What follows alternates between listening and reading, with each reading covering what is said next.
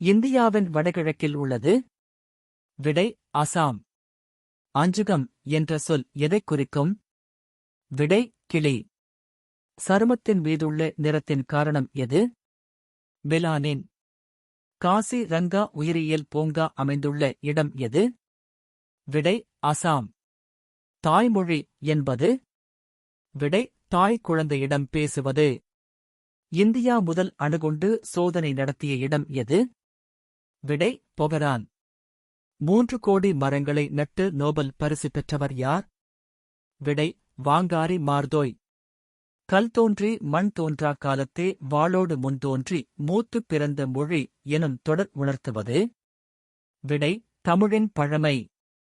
ஜம்மு காஷ்மீரின் அரசாங்க மொழி எது? விடை உருது. இந்தியாவின் தென்கிழக்கு கடற்கரை கிராமம் எது? தனுஷ்கோடி.